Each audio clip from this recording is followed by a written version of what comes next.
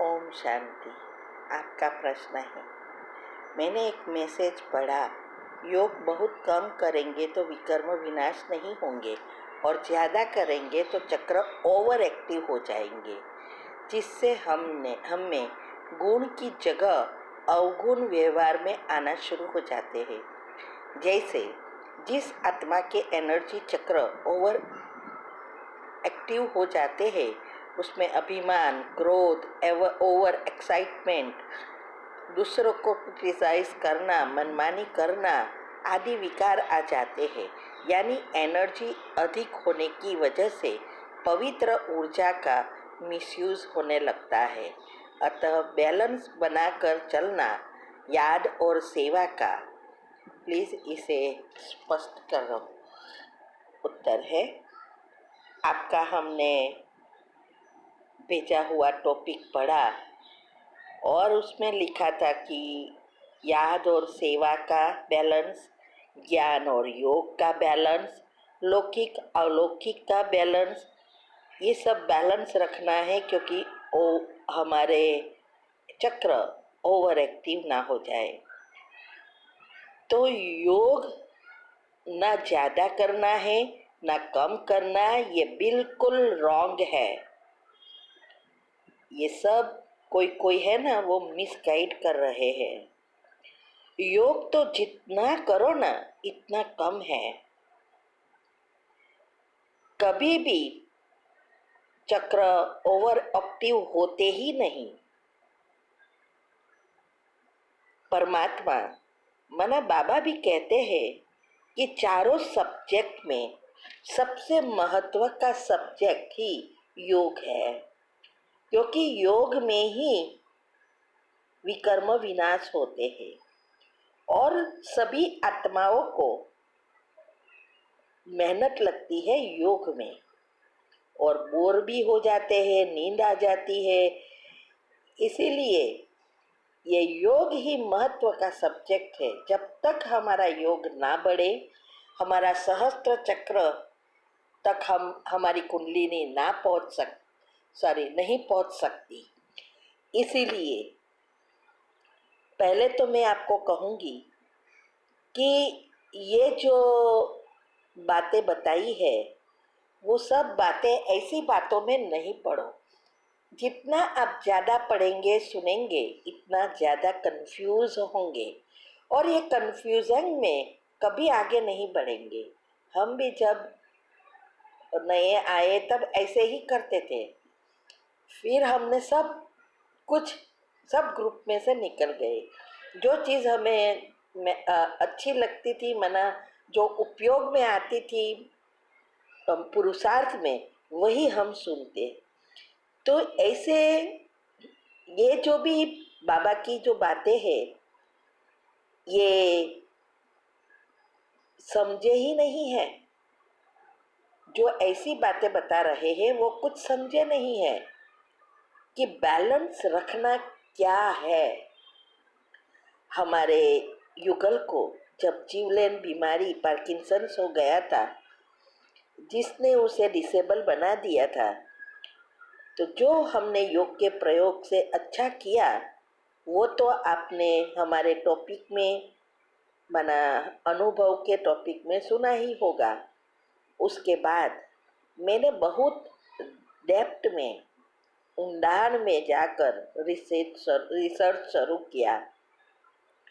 Science अनुसार शास्त्रों, भक्ति, कुंडलिनी, सब चीज, चक्र, ये सब बातों को पढ़ा है। अभी भी ये चालू ही है और ये सब बातों को अच्छी रीति बाबा के साथ बैठकर मंथन किया और ज्ञान से जुड़ा और आगे बाबा ने ऐसे बढ़ाया।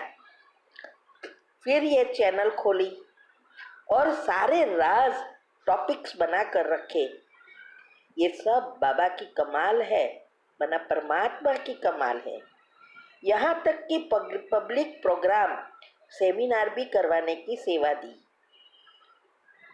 तो ये बातों को अच्छी रीति समझो तो पहले तो ये समझना है कि ये चक्र क्यों ओवर एक्टिव कभी नहीं होते, क्योंकि जब हम पॉजिटिव सोचते हैं तो हमारे अंदर प्रोटॉन बढ़ते हैं और प्रोटॉन बढ़ने से ही हम न्यूट्रॉन एक्टिव होगा। माना जब प्रोटॉन बढ़ती है तभी न्यूट्रॉन एक्टिव होता है, जिससे हमारे चक्र बैलेंस होते हैं। ये न्यूट्रॉन ही परमात्मा की एनर्जी आने का स्थान है, वो एनर्जी है जो सुषुम्ना नाड़ी से हमें मिलती है, जिसने साइंस वालों ने कहा कॉस्मिक एनर्जी। पहले तो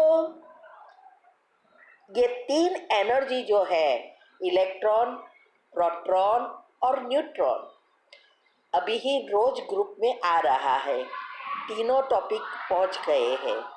वो तीन एनर्जी का ही सारे विश्व में खेल है, तो उसको आपको अच्छी रीति समझना है। और ये जो नीचे के तीन चक्र है, बीच में अनाहत चक्र जो प्रेम से जुड़ा है और ऊपर के तीन चक्र आध्यात्मिकता से जुड़ा है। तो नीचे के पृथ्वी से जुड़ा है और ऊपर के आध्यात्मिकता से।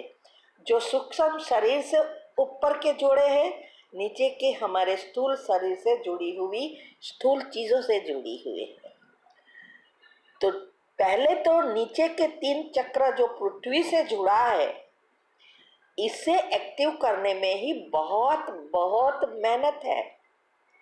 इतने सालों से सब ज्ञान में चलते हुए भी आलस्य, अलबेलापन, निंद्रा, भोग, फैशन कुछ जाता नहीं है जल्दी। क्यों? घड़ी घड़ी हमारी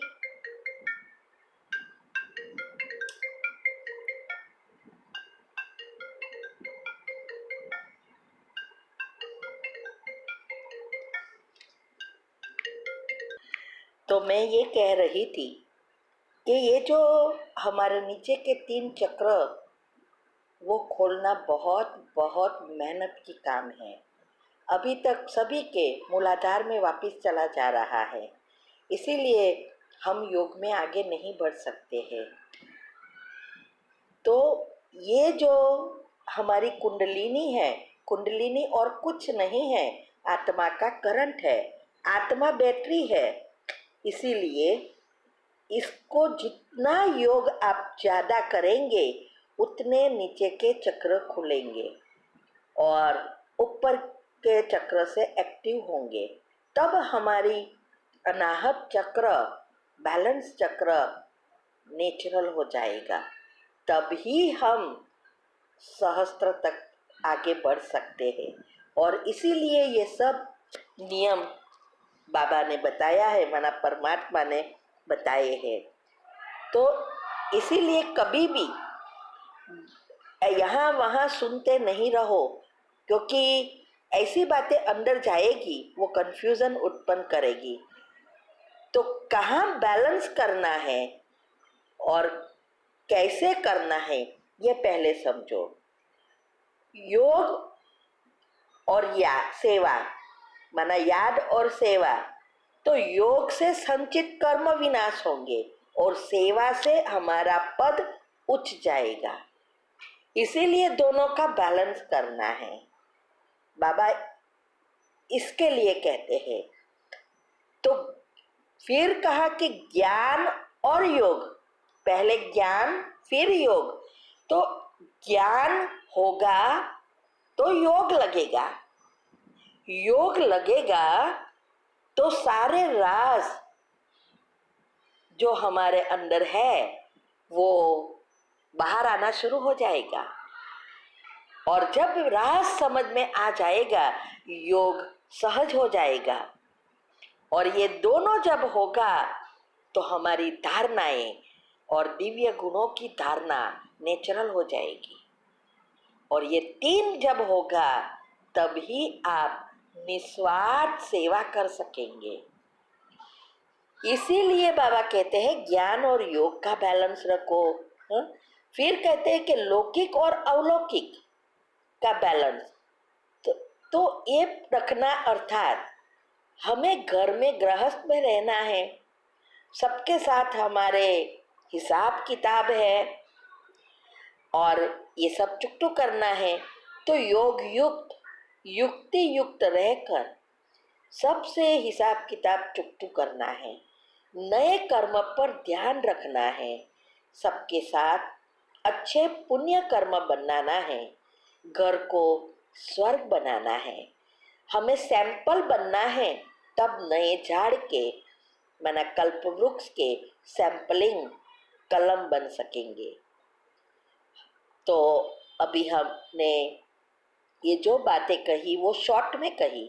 अगर आपको ज़्यादा समझना है तो यूट्यूब पर कुंडलिनी चक्र के टॉपिक्स भी रखे हैं और इसका अभी जो सेमिनार बड़ौदा कराया हिंदी में वो भी रखा है, उसमें दोनों मिक्स है, साइंस और कुंडलिनी। तो आप वो सुन सकते हैं, सुनकर समझो, समझकर जीवन में उसको प्रैक्टिकल में लाना है, पॉइंट लिखो, तो इससे सब बातें क्लियर हो जाएगी। तो योग जितना भी ज़्यादा कर सको उतना करो। हमारा चार्ट आपने देखा होगा, हमारा बैठ के 6-7 घंटा योग है, कम से कम 4 तो है ही, और सेवा बैलेंस रखती हूँ और कर्म योग। अभी सोचो, फिर भी जितना चाहे इतना अभी विकर्म विनाश नहीं हुए हैं। अभी आप सोचो आपको कितना योग करना है।